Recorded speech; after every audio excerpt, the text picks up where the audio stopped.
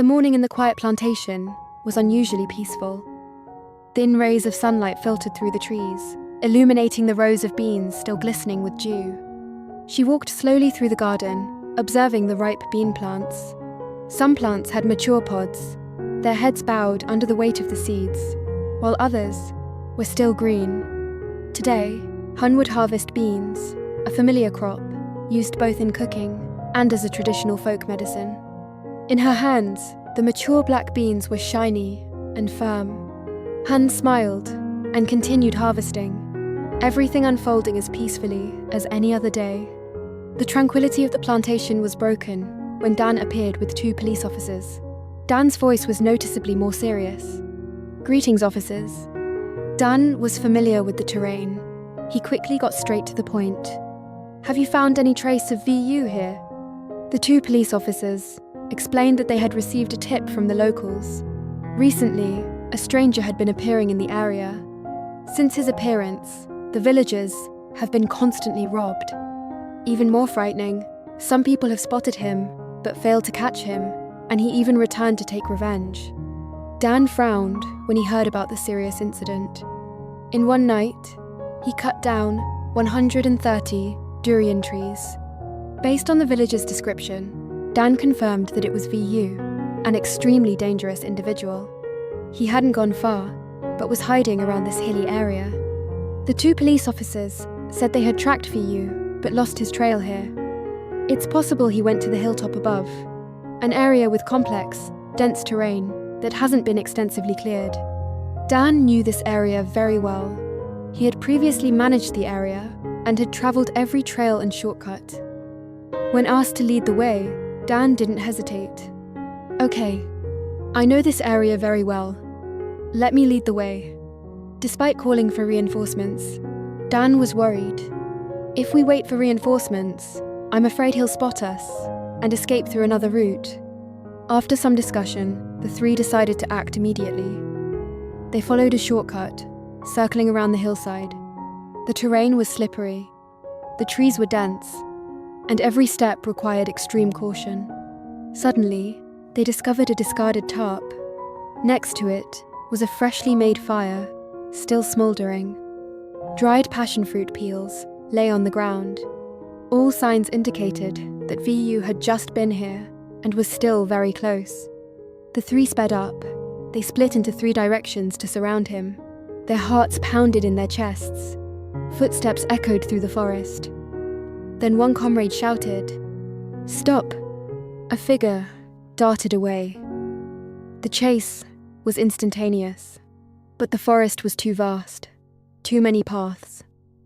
In the end, VU escaped again. Dan angrily exclaimed, "This guy is too cunning." Meanwhile, elsewhere, VU screamed in a fit of rage, filled with hatred. "It's all your fault. I spared you. I didn't finish you off then. You all must pay." Meanwhile, Dieu Han had finished selling her beans. She gave the money, thanked the owner of the bean shop, and returned home. Upon arriving home, Han began drying the beans while saying, "Mum, block this so Tom can go outside to play." She planned to dry the beans and then make bean porridge. When the beans were almost completely dry, Han called out, "Tom, let's eat some porridge." The atmosphere inside the house was warm and simple. But at that moment, VU appeared. He sneaked into the house, his eyes fierce, his voice full of threats. He searched for money, shouting and venting all his hatred on Han. "Because you reported me to the police and ruined my life, I'll kill you." Han panicked, afraid for herself, and worried about Tom. She tried to call for help, running outside in desperation. "Help me! There's a thief!" Fortunately, the owner of the bean shop heard her and ran over. Vu, terrified, fled. Han hugged Tom tightly, checking on him tremblingly. "Is Tom all right?" Seeing that Tom was safe, Han burst into tears. They were tears of fear, of relief, of a mother who had just crossed the fragile line between peace and tragedy. The garden owner immediately called the police, requesting them to come and investigate. Han reported the loss of some money and confirmed that the thief was Vu, the dangerous man who had appeared before. The owner stayed to wait for the police, reassuring Han. "Just go inside with Tom." This afternoon, time seemed longer than usual, as Vu was still not caught. The worry remained, but amidst the fear was humanity, good fortune, and hope that justice would soon be served. And that afternoon began as if it would never end, filled with unease at Han's small house. The sky was grey, low-hanging clouds, heavy with ominous signs. A gentle breeze blew through the garden, carrying a chill that unsettled her.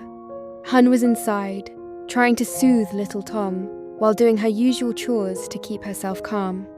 But deep in her eyes was an undeniable worry, a nagging unease that had been simmering since morning. Just then, Dan received a message from Dieu that a burglary had occurred in the area. The short message was enough to make him anxious. Han was still reeling from the shock when Dan and Dat arrived. Without saying much, they exchanged glances and immediately drove to Han's house, their minds racing with chaotic thoughts about what might have happened. Upon arrival, they met her uncle tending the garden outside. The old man's face showed clear signs of panic, his hands still stained with dirt, trembling as he recounted how a stranger had broken into Han's house. He couldn't see the intruder's face clearly, only that he acted quickly, stealthily, and seemed familiar with the surroundings. His fragmented words only intensified the tension. Dan didn't hesitate for a second. He rushed into the house, calling out Han's name.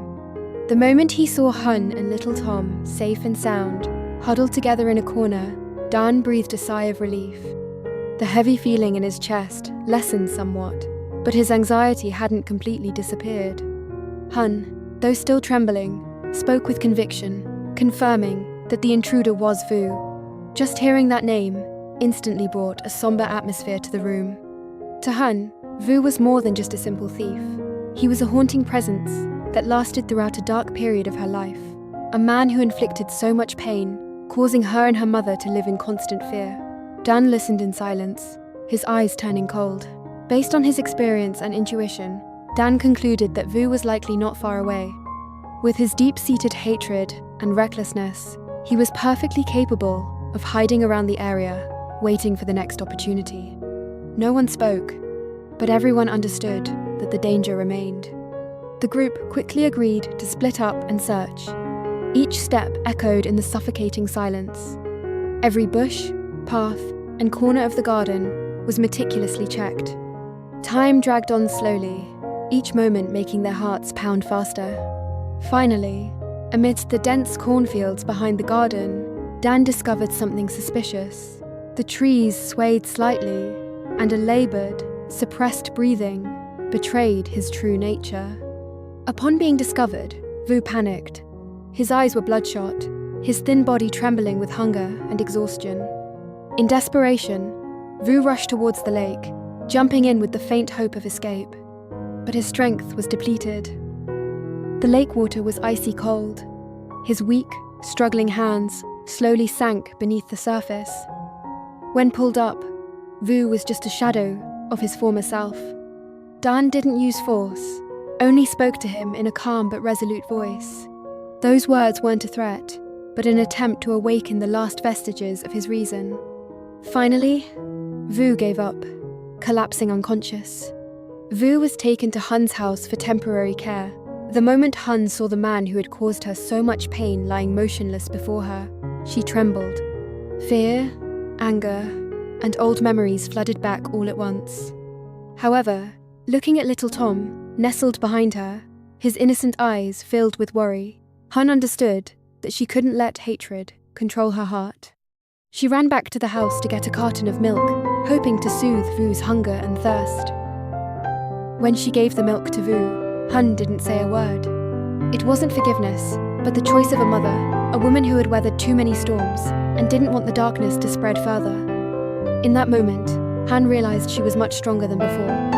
After Vu regained consciousness, the garden owner and Dat immediately took him to the police station for legal processing. The door closed behind them, ending Han's days of constant fear. Dan turned back, looking at Hun with reassuring eyes. He said that from now on, she and her child were safe, that the worst was over. His words weren't flowery, but enough to make Han feel a little lighter. In the days that followed, life gradually returned to its usual, peaceful rhythm. One afternoon, Hun cooked a simple pot of black bean sweet soup.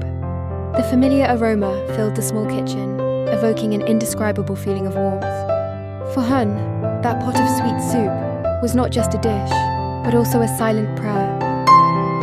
A wish for the anxieties to end soon. A wish for her and her son's lives to be filled with simplicity and peace from now on. Just then, Tan visited. He brought Christmas gifts and colourful decorations for little Tom. Tan's arrival made the atmosphere in the house much livelier. For the first time, the small house was adorned with Christmas colours. Little Tom laughed loudly, his eyes shining, as he and his mother and Than decorated the small Christmas tree in the corner of the house.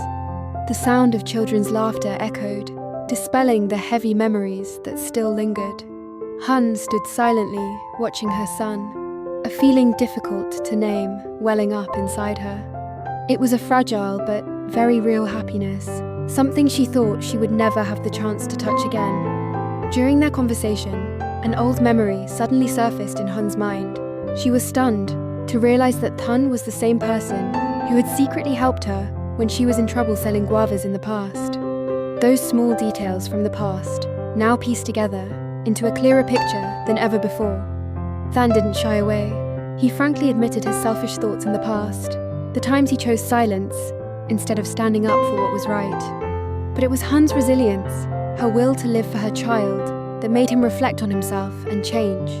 Those words weren't just excuses, they were simply the truth, spoken with complete sincerity.